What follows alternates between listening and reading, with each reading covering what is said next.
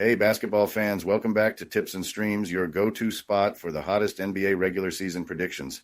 I'm Kokan, and I'm here to break down today's matchups and give you the edge you need to make the best bets. Before we dive in, make sure you hit that subscribe button and like this video. Your support means the world to us. Remember, our channel has no sponsors and relies solely on the love and support of viewers like you. Even a small donation by pressing the thanks button under the video helps us keep bringing you top-notch content every day. Don't forget to share this video with your friends and fellow basketball enthusiasts. And we love hearing from you, so drop a comment below and let us know what you want to see in our forecasts. Your feedback helps us improve and bring you the content you crave. Let's jump right into today's NBA predictions. We've got some exciting games lined up, so stay tuned and let's get that winning streak going. Today, we have predictions for 4 NBA games, and I'm fired up to break them all down. The first prediction today is for the match between the Trailblazers and the Hawks. Wait. Scratch that. I meant the showdown between the New York Knicks and the Cleveland Cavaliers, but you get the idea. Let's dive into the action. The Knicks are rolling lately, 4 Ws in their last 5 outings, and you gotta give props to how they've been grinding despite missing their floor general, Jalen Brunson. This squad has been lean-in heavy on Karl Anthony Towns, and he's been putting up grown man numbers, averaging 24.5 a night while snatching nearly 13 boards. But let's be real, when Brunson ain't swaiting up, this offense just doesn't hum the same. Even with Towns operating as the primary bucket getter and Josh Hart dishing out close to 6 dimes a game, the Knicks' offensive rhythm gets a little clunky when they're shorthanded. New York is still sitting pretty in the East at 47-27, but this is a statement game if there ever was one. Going up against the league's best record, the Cleveland Cavaliers, who are riding in at 60-15 with their own 4-1 stretch in the last 5. It's a true litmus test for what this Knicks squad can do come playoff time. Defensively, New York's been respectable, top 10 in points allowed, but that perimeter defense? Shaky. Letting teams shoot 37.4% from deep? Not ideal when you're squaring up against a Cavs squad that leads the NBA in triples at 38.4%. Now, Cleveland, man, they're just a machine right now. Even though the defense dipped a bit recently, this offense still cooks at a ridiculous clip, putting up 122.3 points per contest. 7 guys scoring in double figures? That's a nightmare to scheme against. Mitchell and Garland may have cooled from deep post all-star, but when your backcourt is dropping 44.6 combined per game and Garland's also dealing out nearly 7 assists, you've got the blueprint for nightly problems. Add in Jarrett Allen and Mobley anchoring the paint, Allen grabbing 10 boards per, Mobley swatting nearly 2 shots, and you start to understand why teams struggle to keep pace with this crew.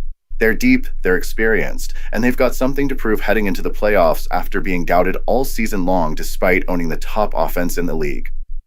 The thing is, though, despite Cleveland's dominance, they've been hitting a rough patch when it comes to covering spreads.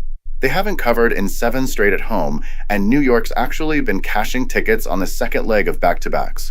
Even with Brunson out, Towns has shown he can shoulder the load, and this Knicks team ain't scared of the Cavs.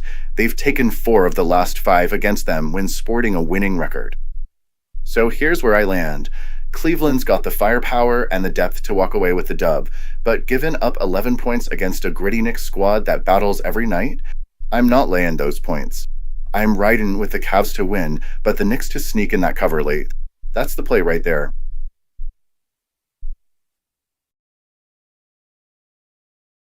Welcome to BetUS, Sportsbook and Casino, your ultimate hub for secure and thrilling sports betting and casino gaming. BetUS is one of the oldest and most reliable online sportsbooks in the U.S., serving millions of clients all over the globe each month.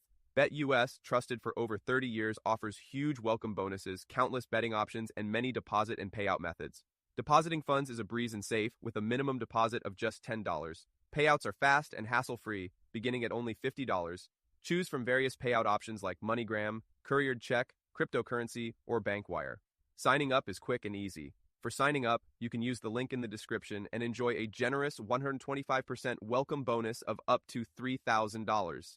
By signing up using the link in the description, you'll also support us as we earn a small commission from your registration at BetUS. Thank you for supporting us. Join now and start winning.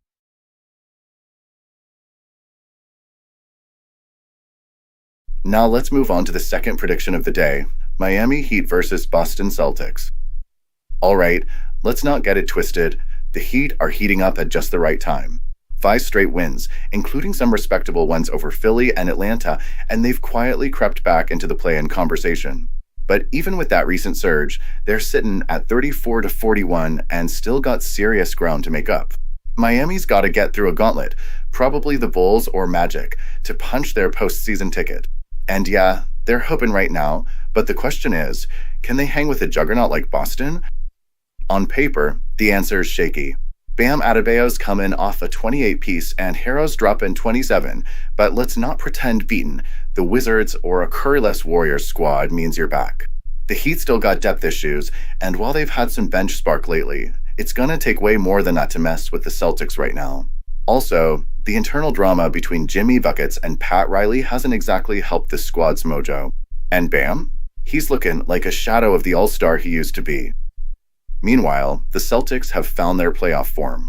They're on a 9-game heater, just cooked Memphis to close out a flawless 6-0 road trip, and they're flexing their depth like never before.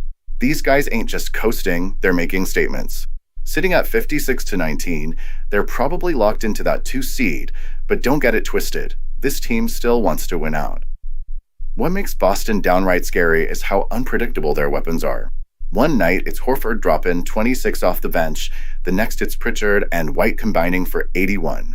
And through it all, Tatum's been their steady superstar, posting 27.1, 8.8 boards, and nearly 6 dimes per game. Even with Brown, Porzingis, and Holiday on the injury report, Boston hasn't missed a beat because their bench is built for a deep run. And when you look at the recent numbers, this one leans heavily toward the Celtics. Boston's defense is locked in, allowing just 96.8 a night over their last 4.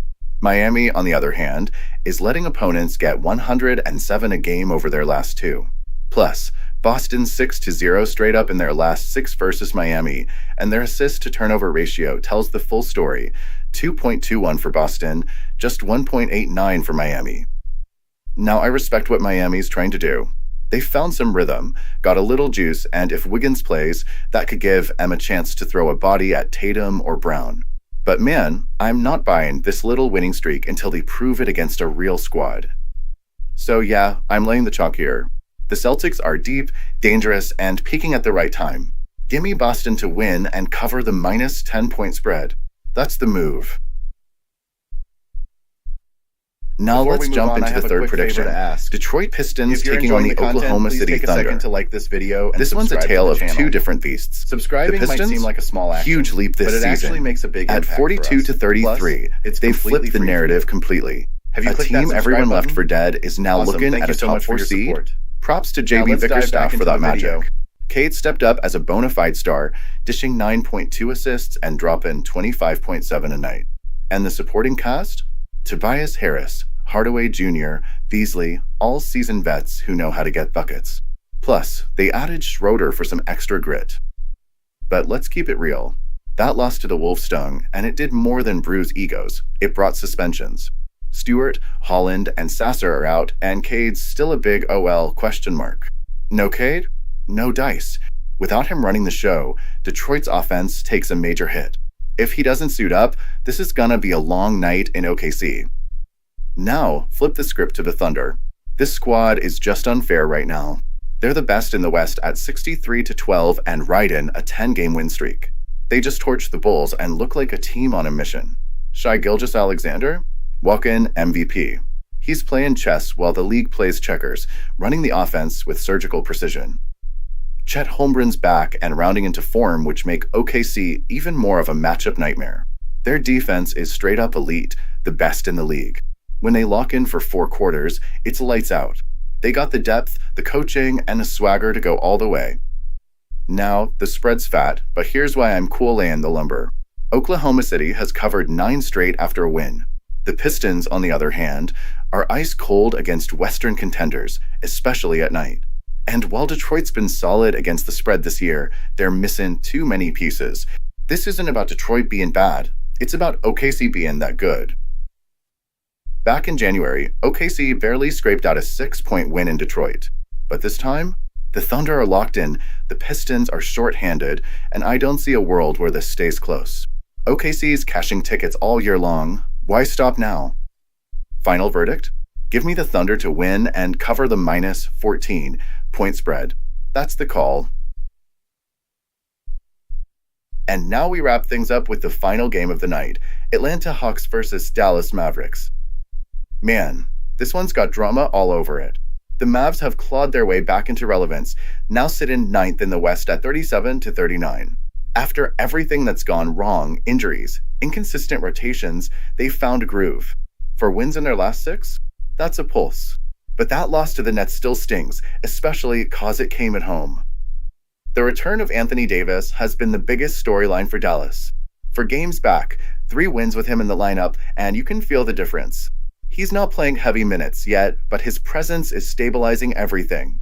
And now Gafford's back, too? The front court's finally got some teeth again. PJ Washington has been steady, and with Lively 2 possibly rejoining, this rotation is finally looking whole. For Atlanta, things are shakier. They've dropped 3 of their last 4 and just got cooked by Portland in a game they needed to win.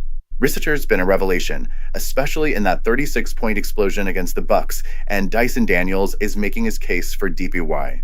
But they've been inconsistent, and on the second night of a back-to-back, those young legs get tested. Trey's still the engine, dropping dimes and setting guys up, but the Hawks' defense has been straight-up leaky. 13 of their last 16, they've given up 118-plus points. That ain't gonna cut it against a hungry Dallas squad at home. Here's where the numbers tilt in favor of the Mavs. They've won 9 straight at home versus Southeast opponents.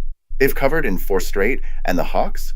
They've lost 5 of their last 6 night games at the AAC. This game matters more for Dallas than it does for Atlanta, and the urgency will show. With Davis likely ramping up, Gafford back, and PJ Washington ballin', the Mavs should dominate the paint. Atlanta's missing Capella and Johnson, so their front court's looking light. I expect Davis to be more aggressive after that quiet night versus Brooklyn, and this game is tailor-made for him to impose his will. All signs point to Dallas taking care of business. I'm riding with the Mavs to win and cover the 4-point spread.